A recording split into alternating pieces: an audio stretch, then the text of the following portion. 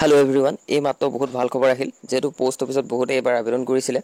চ' finally ৰিজাল্টটো মুকলি কৰিলে, আউট হৈছে ৰিজাল্টটো। আৰু ইয়াতে মোক বহুতে সুধিব যে ৰিজাল্টটো ইমান কমকৈ কিয় ৰিজাল্টটো এবাৰ আহিছে।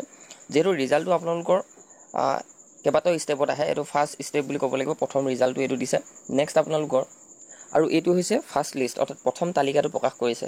যিহেতু কেইবাটাও লিষ্ট আহিব আপোনালোকৰ মাজত, এইটো হৈছে ফাৰ্ষ্ট লিষ্ট। আপোনাৰ যদি নামটো নাথাকে আপুনি নাভাবিব যে মোৰ নাম নাহিল গতিকে মই ৰিজাল্ট পাছ নকৰিলোঁ। কেইবাটাও লিষ্ট আহিব, ছেকেণ্ড লিষ্ট আহিব, থাৰ্ড লিষ্ট আহিব, এনেধৰণে কেইবাটাও লিষ্ট আহে। এইটো হৈছে ফাৰ্ষ্ট লিষ্ট, কাৰণ প্ৰথম আজি ৰিজাল্ট প্ৰকাশ কৰিছে, গতিকে ফাৰ্ষ্ট লিষ্ট প্ৰকাশ কৰিছে। আৰু ইয়াতে বহুত কম নম্বৰ থকাসকলে চাকৰি পাইছে। গতিকে পোষ্ট অফিচত যিসকলে আবেদন কৰিছিলে আপোনালোকে ৰিজাল্টটো চাওকগৈ। লগতে মই ডেছক্ৰিপশ্যনত লিংকটো দি দিম আৰু বহুতো কথা কিমান আছে সেইখিনি ডিছকাছ কৰোঁ। ভিডিঅ'টো চাওক, লগতে ডেছক্ৰিপশ্যনতো লিংক দিয়া থাকিব। আৰু টোটেল ডিটেইলছখিনি আমি চাই লওঁ, কেনেকৈ ৰিজাল্টটো চাব সেইটো মই দেখুৱাম আপোনালোকৰ মাজত। India results 2024 India post office and Gramin Dak Sevak, যিটো 44,228টা পদ আছিল, তাৰে মেৰিট লিষ্ট প্ৰকাশ কৰিছে।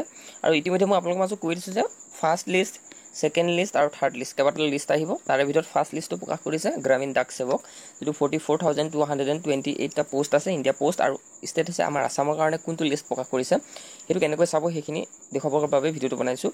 এপ্লাই যিহেতু জুলাইতে হৈছিলে, ডিক্লেয়াৰ কৰিছে আজি ৰিজাল্ট। আৰু কেইবাটাও আপোনালোকৰ লিষ্ট আহিব আছে। আৰু তাৰে ভিতৰত আমাৰ অসমত আছিলে টোটেল 896টা পোষ্ট আছিলে। আৰু ইণ্ডিয়া পোষ্ট অৰ্গেনাইজেশ্যনৰ ফালৰ পৰা যিহেতু প্ৰকাশ কৰি দিছে, ৰিজাল্ট ডিক্লেয়াৰ কৰিছে, লিংকটো বহুত বিজি হৈছে। কাৰণ বহুতে ৰিজাল্ট অহাৰ লগে লগে, যিহেতু মই আমাৰ টেলিগ্ৰাম চেনেলত শ্বেয়াৰ কৰি দিছোঁ, বহুতে ভিৰ কৰিছে, তেনেধৰণে বহুত ষ্টেটৰ ৰিজাল্টবিলাক প্ৰকাশ কৰিছে। গতিকে ৰিজাল্টৰ লিংকটো বহুত বিজি হৈ আছে। গতিকে মই ডেছক্ৰিপশ্যনত দি দিছোঁ, আমাৰ টেলিগ্ৰাম চেনেলটো কিন্তু জইন হৈ লওক, যাতে PDF টো আপোনালোকে ডাইৰেক্ট লাভ কৰিব পাৰে ইয়াৰ পৰা ডাউনলোড নকৰাকৈ। যিহেতু এতিয়া ইয়াৰ পৰা যদি আপোনালোকে ক্লিক কৰে বহুত দেৰি লাগিব চাব ৰিজাল্টটো উলিয়াওঁতে।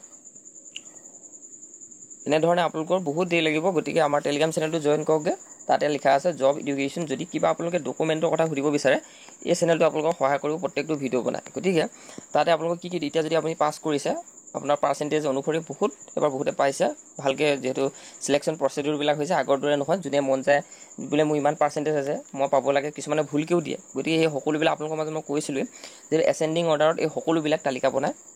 তাৰে ভিতৰত আপোনালোকৰ যদি সকলো ডকুমেণ্ট প্ৰুফ ঠিকে থাকে আপোনালোক কম পাৰ্চেণ্টেজতো চাকৰি পাব। গতিকে খুবেই বিজি হৈ আছে দেখিছে আপোনালোকে, এতিয়ালৈকে লোডিং হৈয়ে আছে। সেইবাবে আমাৰ জব এডুকেশ্যন চেনেলটো জইন কৰক। যদি কিবা ডকুমেণ্ট আপোনালোকক কি লাগিব সেইখিনি যদি জানিব বিচাৰে, আপুনি যদি পাছ কৰে তেতিয়া সেইখিনিও জনাব বিচাৰিম। গতিকে ভিডিঅ'টো ইমানতে সমাপ্ত কৰিছোঁ। এইটো সুখবৰ আছিলে, বহুতে যিটো অপেক্ষা কৰি আছিলে কেতিয়া ৰিজাল্ট আহিব। গতিকে ফাইনেলি আহি গ'ল আৰু কেইবাটাও লিষ্ট আহিব। গতিকে জইন হৈ থাকক চেনেলটোৰ লগত। আৰু ভিডিঅ'টো ইমানতে সমাপ্ত কৰিছোঁ।